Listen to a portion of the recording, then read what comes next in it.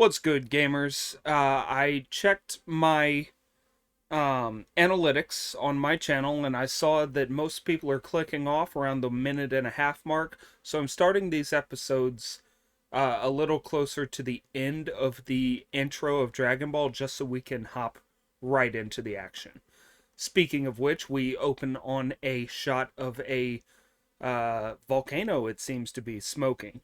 There's no real worth there. It just looks like a volcano smoking.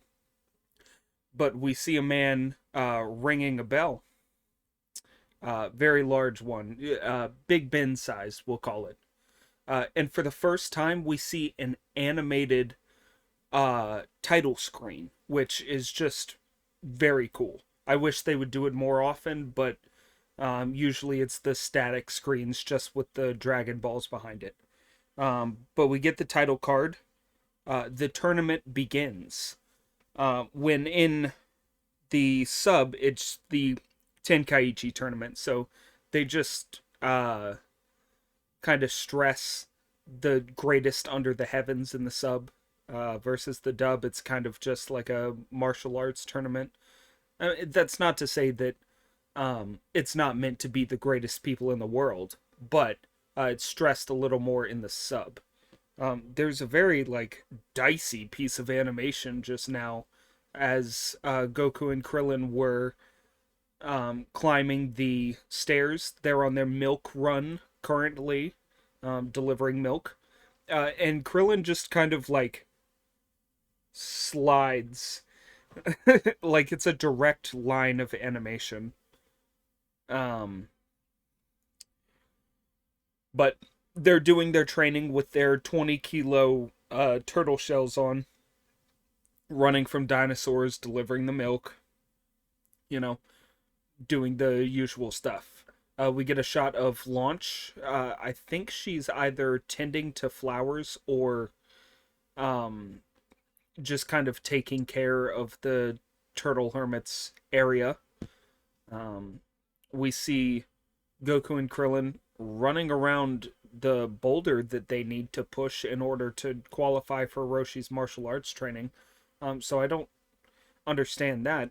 And then we see them swimming in the water and outpacing the shark that they were originally just barely getting away from.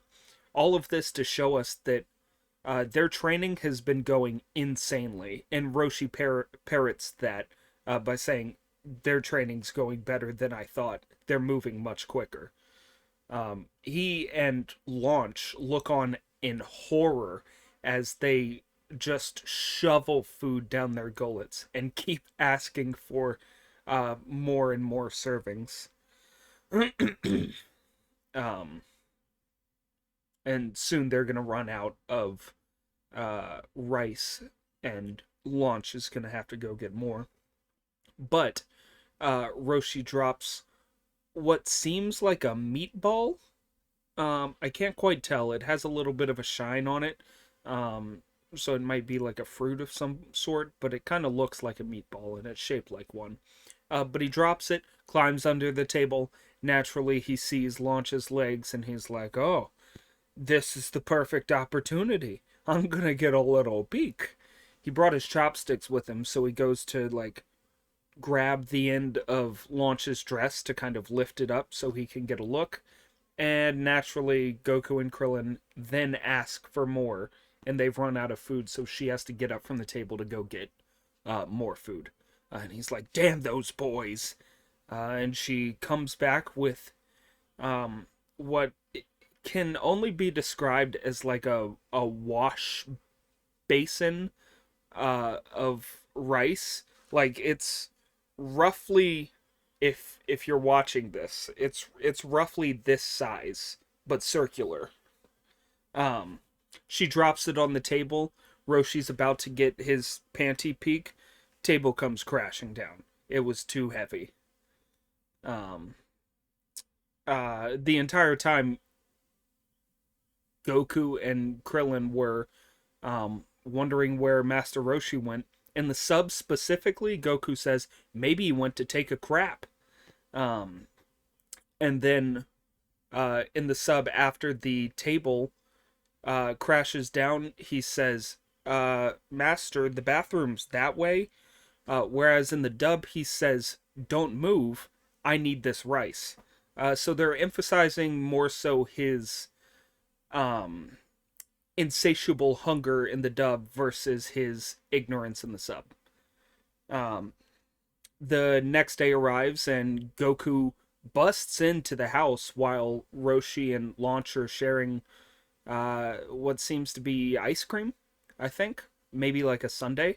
And Goku's like, Come with me, master. Quickly, please. Now. You have to come with me now. And he does. And Goku leads him to the gigantic mountain esque boulder that Roshi said they would have to move before he would teach them martial arts. And both Goku and Krillin managed to move it. Krillin a little less than Goku, but they both managed to move it. And Roshi is just absolutely astounded. Um, I got to turn this up just a little bit, just because this is something specifically that I wanted to see if it was different. How nice, he says. Yeah. Okay, so both in the sub and the dub, Roshi was just joking about the boulder. He never thought that they would actually like be able to manage it. Um, but it's another one of those Roshiisms that's like, I'm gonna set this impossible goal for you so that you can never reach it, but you keep training. Um, Roshi's like, in terms of martial arts, I can't really teach you anything. Sorry. He says all of what they need to know has been included in their training over the past couple months. Um, and they should be able to develop their own styles on their own. um, and obviously they look a little disappointed by this.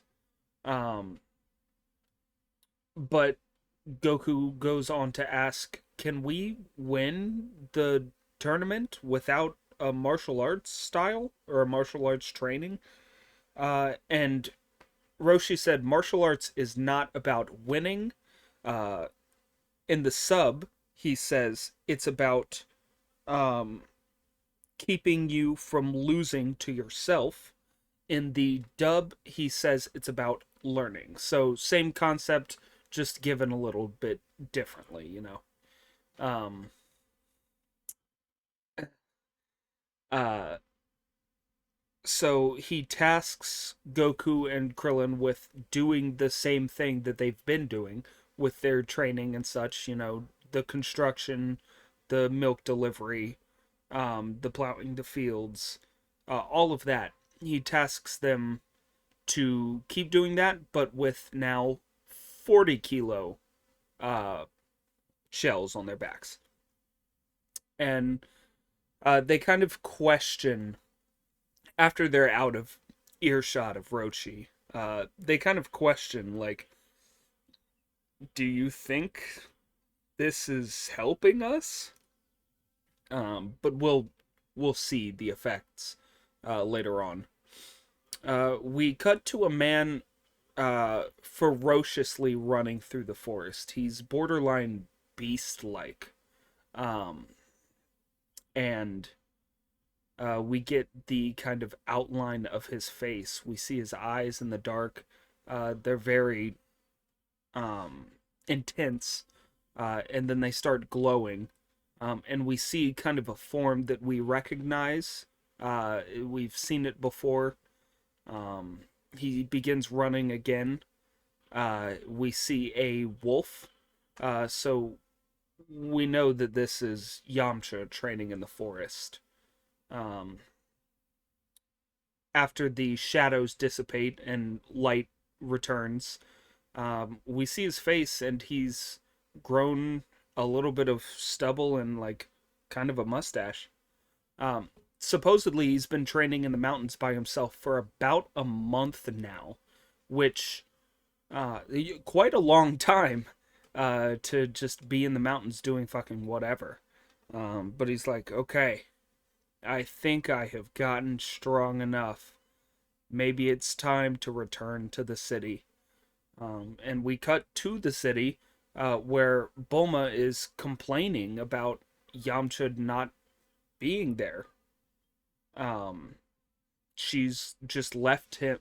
He has just left her on her own to, do whatever. And she's like, that's not what a boyfriend should do.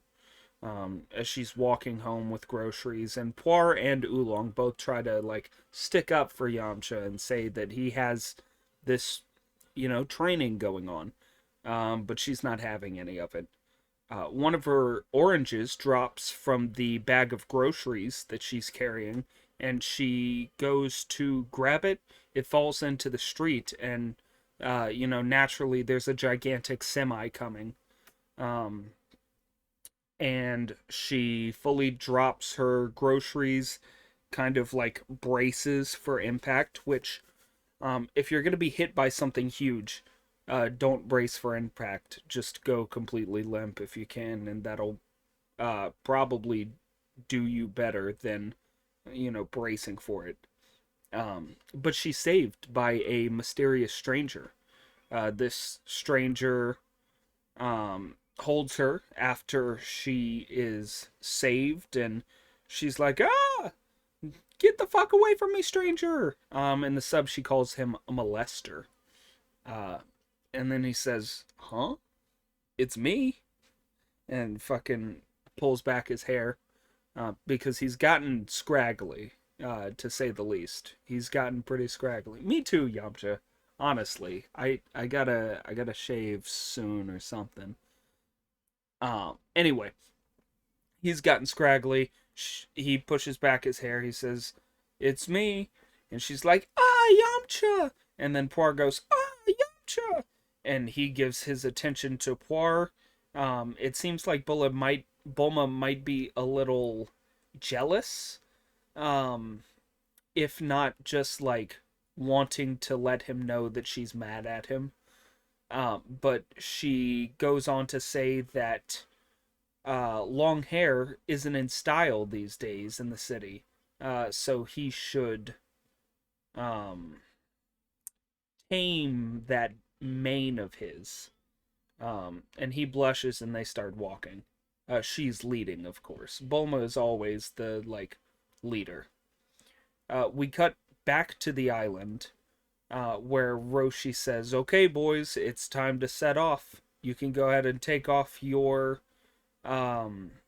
shells. And he says, give me a jump. And they jump, and they're basically flying. It's like they have springs in their feet. They go insanely high, on some Captain Underpants type, leaping over tall buildings type shit. Um, and they run around and test their abilities, and they say, "Oh, it's like we're weightless." Man, that training really did something. Uh, Launch brings out outfits for the two boys. Um, and if you're going to watch any episode for uh, Goku's fashion choices, this is the one to do it. You see so many different outfits on Goku, and it's excellent. The outfits that she provided for them are kind of like gangster fits. Maybe 40s, 50s era. I'll ask my wife later and then update the description. Um, but 40s, 50s era gangster outfits with the wide brim hat, blue tinted, both Krillin and Goku matching. Um, Roshi says, all right, let's hop in the car. We don't want to miss the plane. So they're going to travel like normal people would to the Tenkaichi. Whether or not that's to hide how powerful they are, I'm not sure. But they catch their flight. Uh, they hop on. Goku's astounded by the glowing of the world underneath him. And Roshi's like, "That's the city lights." Um, Krillin scoffs and is like, "Man, what a fucking hick." In the sub, he calls him a bumpkin. Um, Goku also goes on to say, "This thing is amazing, but it flies so slowly. My Nimbus can fly faster." Um, but Roshi goes to Copperfield on the uh, stewardess, I think is the right word. And she smacks him in the face with her pan. And that's about all that happens on the plane. They deboard. Uh, Goku's astounded by the city. Krillin's like, "Stop looking around so much. You're gonna draw attention to us." Um, so maybe it's dangerous in the city. I'm not sure.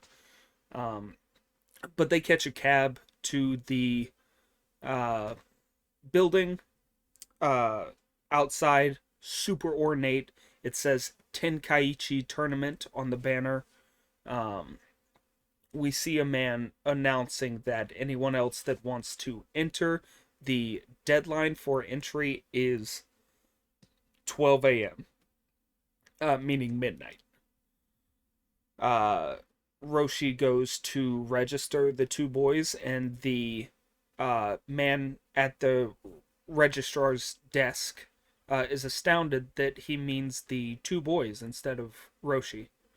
Um, Out in the crowd, a familiar face recognizes them. He calls to them from far away.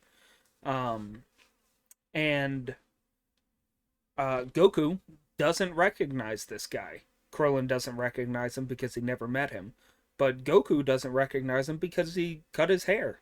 And then he finally takes his like fighting stance. Um, and Goku's like, "Ah, Yamcha!" So we see here that Goku is much more prone to recognizing martial arts slash fighting, um, more so than like stereotypically intelligent things. I wouldn't necessarily call him a prodigy yet, but he's certainly on his way to something like that. Uh, Bulma and Oolong and Poir all run over. They're all very happy to see him. um, Bulma and Roshi have a bit of an interaction, we'll call it. In the sub, he asks to Pafu Pafu her tits again for old time's sake. Which, if you recall, that's essentially motorboating. Um, in the dub, he is just reminding her that she wore the bunny suit and how sexy she looked. So, great, Roshi. Thanks. She pulls like a hammer out of nowhere, like a huge mallet. Think Amy Rose or Harley Quinn. And just fucking whacks him upside the head. And I don't know that we ever see that again. Um, so it was just like a little bit of slapstick, but interesting that they would whip that out. Um, they are astounded by the amount of people there. Um, and Roshi says he will have to leave them shortly. Uh, they walk over to um, where they have to get assigned their number. And that's just outside the competition hall. It says on a big banner. Roshi says he's going to dip out, but before he does, he pulls out a couple of keys with his insignia on it. Um, It's the turtle kanji. If you need a reminder, bam, that's it. Um, I'm really proud of that. If you couldn't tell, um, but he pulls out the gis with the insignia, and they throw it on just so they have more movement when fighting, because fighting in those gangster fits probably isn't going to yield the best results. But all of the fighters part ways. It's been uh, it's been about a day. I think this is around 5 a.m. They said they would begin fighting early in the morning, so it might be like 5 or 6 a.m. Um, but they're going to begin the preliminary matches for the Tenkaichi Budokai. Um, I'm looking, and I don't think I missed anything. I think I remained pretty consistent throughout this episode. That's it. Um, if you enjoyed it, like, comment, subscribe, bell icon. Tell me if you want something else from me. I don't know. I'm here to please. Well, actually, I'm here to watch Dragon Ball, and I wanted an excuse to watch it all over again and twice a day. Uh, because I'm a freak. Um, okay, yeah, that's it. Bye.